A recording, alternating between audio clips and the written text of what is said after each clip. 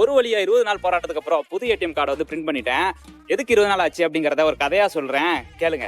அன்னைக்கு ஒரு நாள் என்னோட அல்ராஜ் பேங்க் அக்கௌண்ட்ல எவ்வளவு பேலன்ஸ் இருக்கு அப்படின்னு பார்க்கலாம் அப்படின்ட்டு என்னோட அல்ராஜ் பேங்க் அப்ளிகேஷன் ஓப்பன் பண்ணி பார்த்தேன். அதுல வந்து ஒரு நோட்டிபிகேஷன் காட்டுச்சு. என்ன அப்படின்னா உங்களோட ஏடிஎம் கார்டு வந்து எக்ஸ்பைரி ஆக போகுது, ஸோ எக்ஸ்பைரி ஆகிறதுக்கு முன்னாடி ரெனியூ பண்ணுங்க அப்படின்னு போட்டிருந்தது. அப்புறம் தான் என்னோட ஏடிஎம் கார்டை நான் எடுத்து பார்த்தேன். 4வது மாசம் எக்ஸ்பைரி ஆக போகுது அப்படின்னு இருந்தது. பட் நான் வந்து 3வது மாசம் தான் செக் பண்ணேன் அப்படிங்கிறதுனால இன்னும் எடுக்கும் அப்படிங்கிறதுனால அந்த கார்டை வச்சு யூஸ் பண்ணிட்டு இருந்தேன். அப்புறம் ஏப்ரல் மாசம் தொடங்கினதுக்கு அப்புறம் அந்த ஏடிஎம் கார்டு எக்ஸ்பைரி ஆகிறதுக்கு முன்னாடி பிரிண்ட் பண்ணிடலாம் அப்படின்னு தோணுச்சு. அதனால ஒர்க் முடிஞ்சதுக்கு அப்புறம் என்னோட நியர்பை ரூமுக்கு பக்கத்தில் இருக்கிற ஏடிஎம்ல போயிட்டு பிரிண்ட் பண்ணலாம் அப்படின்ட்டு என்னோட கார்டை இன்செர்ட் பண்ணி அந்த மிஷின்ல இருக்கிற ஆப்ஷனை கிளிக் பண்ணேன். ஆனால் அந்த மிஷின் வந்து காலவாரி விட்டுருச்சு. என்ன அப்படின்னா டெம்பரரி அவுட் ஆஃப் சர்வீஸ் அப்படின்ட்டு அந்த மிஷின் காலவாரி விட்டுருச்சு. இருந்தாலும் என்னோட ஏடிஎம் கார்டு எடுத்துட்டு இருக்கு அப்படிங்கிறதுனால சரி இன்னொரு நாள் வந்து பண்ணிக்கலாம் அப்படின்ட்டு மறுபடியும் இன்னொரு நாள் போனேன். அதே டெம்பரரி அவுட் ஆஃப் சர்வீஸ் அப்படின்னு இருந்தது. என்னடா இப்படியே இருக்குது அப்படின்ட்டு அப்படியே மன உளைச்சலோட இருந்தாலும் இந்த கார்டு யூஸ் ஆகுது அப்படிங்கிறதுனால அப்படியே யூஸ் பண்ணிட்டு இருந்தேன்.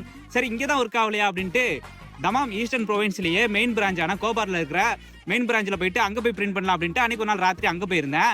அங்கே போனாலும் அதே மாதிரி தொல்லை தான். அதே டெம்பரரி அவுட் ஆஃப் சர்வீஸ் அப்படின்ட்டு கிட்டத்தட்ட ஒரு 7 முறை நான் எல்லா ஏடிஎம்மும் போய் பார்த்தேன். எல்லா இடத்துலையும் அதே ஆப்ஷன் தான் வந்துட்டு இருந்தது.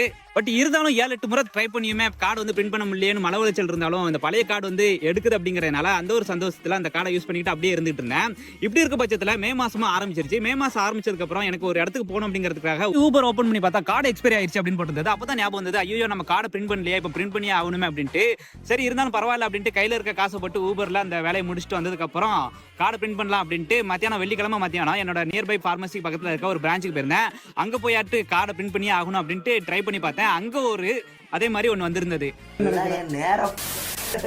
அப்பதான் நான் நல்லா ஊத்து கவனிச்சு பார்த்தேன், என்னடா போட்டுக்குன்னு படிச்சு தான் ஆகணும் அப்படின்ட்டு. அப்பதான் போட்டிருந்தது உங்களோட இக்காமா கார்டு அப்டேட் பண்ணியாச்சு, ஆனா நீங்க இன்னும் ஃபிங்கர் அப்டேட் பண்ணல, அதனால தம்ஸ் வைங்க அப்படின்னு கேட்டுச்சு.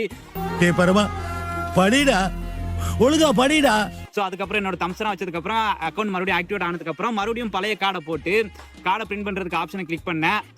மாஷா அல்லா அப்படின்ட்டு கார்டு வந்து பிரிண்ட் பண்ணி வெளியே வந்துருச்சு. பிரிண்ட் பண்ணி வெளியே வந்ததுக்கு அப்புறம் என்னடா பண்ணலாம் அப்படிங்கும்போது கார்டை ஆக்டிவேட் பண்ணி கார்டை இப்போ யூஸ் பண்ண ஆரம்பிச்சிட்டேன். பட் இந்த கார்டை நான் பிரிண்ட் பண்றதுக்கு கிட்டத்தட்ட 20 நாளைக்கு மேலே நான் பேங்குக்கும் ரூமுக்கும் அலைஞ்சு எனக்கு வெறுத்தே போயிருச்சு. இப்போ புது கார்டு வந்துருச்சு. புது கார்டை வச்சு யூஸ் பண்ணலாம். புது கார்டு 5ஆம் மாதம் 2031 வரைக்கும் வேலிடிட்டி இருக்குது.